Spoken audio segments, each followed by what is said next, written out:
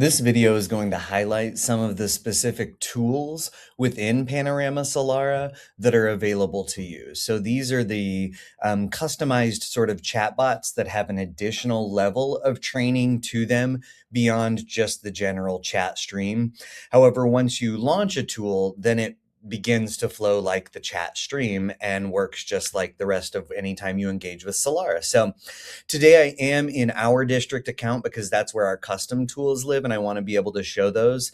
There will be times when I'm using the tool that the output might have to be blurred if it is displaying actual student data, but I will do my best to make sure that the blurs only hide the student data but still allow you to see the functionality. So let's dive in. So when you log into Panorama, you land on a dashboard like this. Remember, if you ever land on a dashboard that looks like this screen, the easy way to get to the student success page, which is where all the student data lives and also where our AI tools live, you click in the waffle in the upper right-hand corner and then choose student success, and then you will land on your dashboard for student success. Solara can be accessed, as you know. You have your general chat right here on the screen, but then over in the left navigation bar, you do have your Solara option. If you click on that, it will pop out the Solara bar. And then this is where you can access the chat. But for today's video, we're going to go into the tool library and look at a couple resources that are there. When you click into the tool library, it will bring up the tools that are available. You'll notice here along the left, I do have my entire chat history that I've been working with. And then here in the main page is where I have the filters, or I have the tools. And you can create your own custom tools. And so that's something to think about. If there's a use case that you think you may want to create your own tool, that possibility is available to you. You'll notice here on the tools that there are some that were created by me, created by North Kitsap School District, or created by Panorama Education, and you can see how those break down. So Panorama's tools are pretty general. So you create a lesson plan, customized, differentiated tier 1 instruction, really powerful tool there. Intervention drafting assistant, the special education video will go into that about an easy way you can use that tool to pre-program your interventions. Some of our custom tools that I want to highlight is we have an MTSS meeting generator tool that has already been introduced to your MTSS teams and your student supports or student study teams for an easy way to populate an agenda based on specific students and those specific student data. Again, that's more of a team use. Today, I'm going to focus on the tools that are more specific to teachers.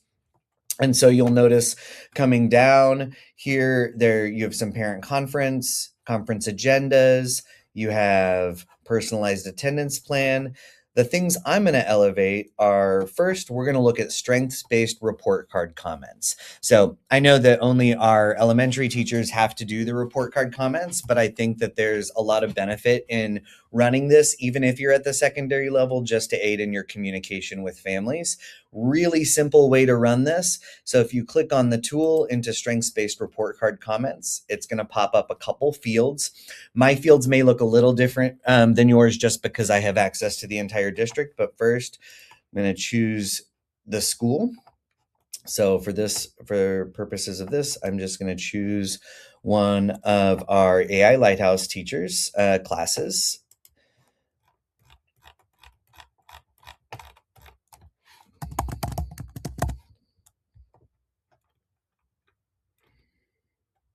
Okay, we're going to choose this little English class here. Since I'm going to run it for the whole class, I don't need to select specific students, but if I only wanted comments for specific kids, I could specify that. Then notice it says optional specific focus areas, provide guidance on the focus areas for the comments. So I'm going to put here, prioritize strengths in SEL behavior and academics. You can add additional content or context if you had additional information that maybe is not available within Panorama that you want to guide these comments. You could also upload that data here. For this, I'm just going to click generate to go ahead and see what that initial output becomes. Notice it says loading conversation because now that I've launched the tool, it's going to transition it into just that general chat thread where you can go in and then engage with the initial output. So we'll let the tool run and then see what it gives us.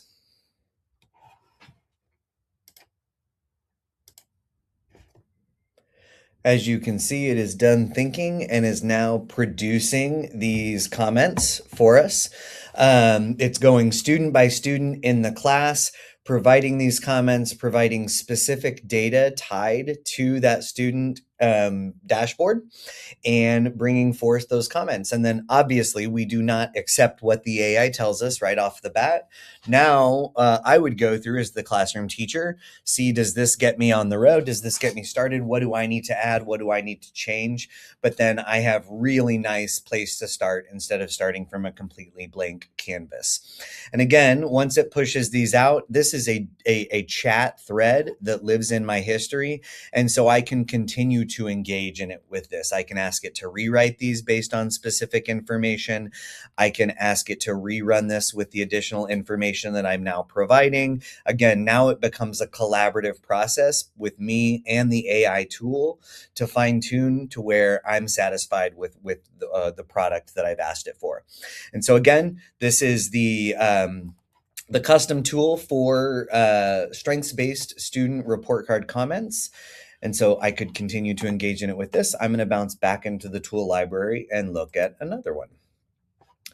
So back in our tool library, I'm going to scroll down. I'm going to skip past the strengths-based report card comments, and I'm going to dive here into another tool that we've created for next year, which is student pairings for small group instruction.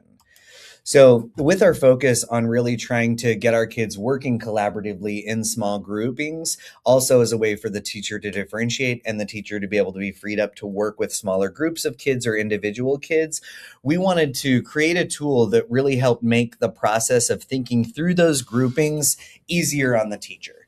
And so what this tool does is this tool is going to take into account the data that's available in the student dashboard on the class, take into account any additional data or guidelines that the teacher would want to be considered in the creation of these groupings, and then provide recommendations for the groupings based on those parameters. Obviously, then the teacher can step in and be like, well, I know that Johnny and Rebecca actually maybe probably shouldn't be in the same group. And so then the teacher can bring that human element and really make sure that the groups are maximized and on what they should be. But this is a great way to get started. And you'll notice it looks very similar to the other tools. So first, I'm going to choose a school or group or school or class. Groups are a great thing. So if you're using this tool within a differentiated grouping, or you have a student group that you're monitoring within your class, maybe it's or within your school, maybe it's a math intervention group or an SEL intervention group, or you use groups to identify your multilingual learners, you could attach those groups here, or you can also attach the class. So again, for this one, I'm going to choose the same class that I did before, since it will probably use student data to justify the groupings, which is what I want it to do. I will need to blur some of the screens so that student data privacy is honored. So just quickly choose my school that I chose before, choose a class.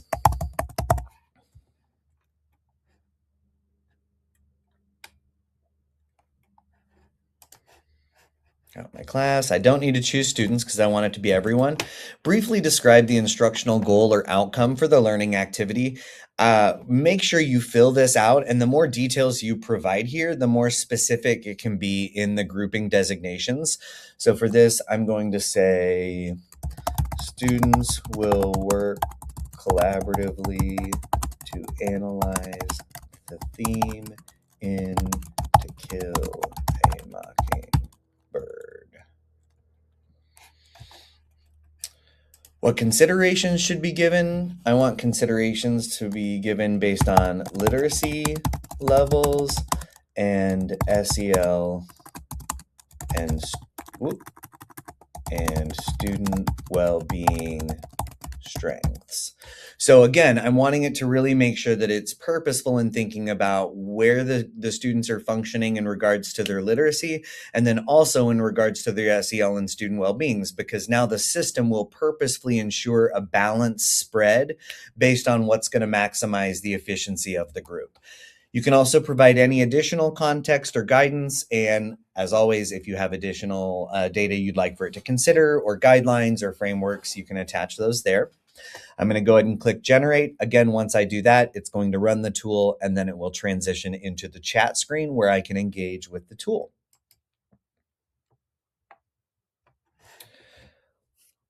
So the tool is now running. We will let Solara think and then see what it tells us. All right, so our tool is done thinking and is now putting out information. Let's see what it's got. So it says, based on the data from 31 students, here are 2 grouping breakdowns. So it gives me a couple options. Gives instructional grouping focused on literacy levels to maximize differentiated learning. So I have that broken down into advanced readers, and then on-grade readers, developing readers, and then it gives me recommended collaborative structure. So it's going to go ahead and give me a couple ideas for how I might engage these groupings in an Avid collaborative structure to work through. And here it recommended home expert group, Jigsaw, talks about how to do it. Then it goes into collaborative groupings, focusing more on the SEL and academic strengths to maximize peer support and engagement. So this is going to be the grouping that I would probably gravitate towards. You can go, it gives suggested groups of 4 to 5. It breaks down the grouping, and then it sort of describes the student anchors for the groups. So why based on the data that student might be a good group.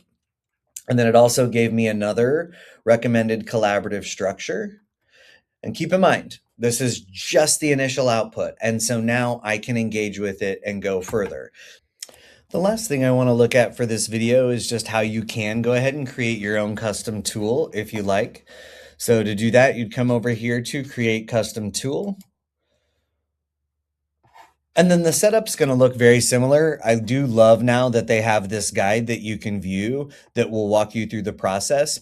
But in the end, the process is always the same. So first thing, you give your tool a name. Then this first box is a brief description of the purpose of the tool. So this is what, if you decide to share this like with your team or with another teacher, this is going to help others understand like what is the goal of this tool. So you can see the examples it gives is generate progress reports tailored to each student's progress. Then you give detailed instructions on how Solara should respond to user inputs and what it should generate. So notice here it gives you an example saying for the selected student, analyze behavior and academic data and generate a progress letter for the student's parent or guardian. And so this is where you're telling it to do. When I give you this, I want you to do this. So this is where you'll think about those, the sort of that 5S model for prompting. And so based on it, tell the tool like what is the scene in which it's operating. So is it an expert on something that the goal for this is always to provide a differentiated lesson plan regardless of what the content is? Like what is the overall purpose and role? Be specific in the use case, specific about what you want it to do, and you can give it multiple instructions. Just break them up into individual sentences and be specific in that. Then you can upload your additional knowledge. And so these are the things that you really want it to guide the tool. And so if you have a framework that you want it to always use, like an instructional framework for student engagement maybe, and you want it to always include that in the output, you can put that in the upload files and add that as knowledge. Then you'll categorize it into the 4 different categories. Down here, this is optional. What this does is this allows you to add a custom label where you want people to write something. So it's a text field. So if you want them to add additional details, or if you want them to say like specific academic areas, then you can add that detail and you would put specific academic areas And if you put field as required, they would have to say the academic area that you want included for that response to happen. And then you can continue to add fields. I highly recommend always enabling configuring the attachments, because that's what's really going to easily allow you to attach it to the student data. And so student profiles allows you to select up to 20 individual kids from the roster to be included. Class allows you to easily just attach an entire class roster. Group does the same with either a static or a smart group that you own. And then lastly, files will allow you to go ahead and upload those additional files. So if you have a CSV that has additional data, or a lesson plan, or any type of file that you want the tool to incorporate into its analysis and actions, you can go ahead and upload those. And so you would just choose all these boxes and then preview it. You'll run preview, and then that will let you test it. And then when you're good to go, you can save it and publish it for yourself or for your colleagues. So that's a quick little overview of how you might build your own custom tool within Panorama. So remember, Panorama's tool library has a variety of different tools that you can use. You'll be able to see if it was created by Panorama or if it was created by someone here within North Kitsap. And then you can go in, engage with them, and use them however you see fit.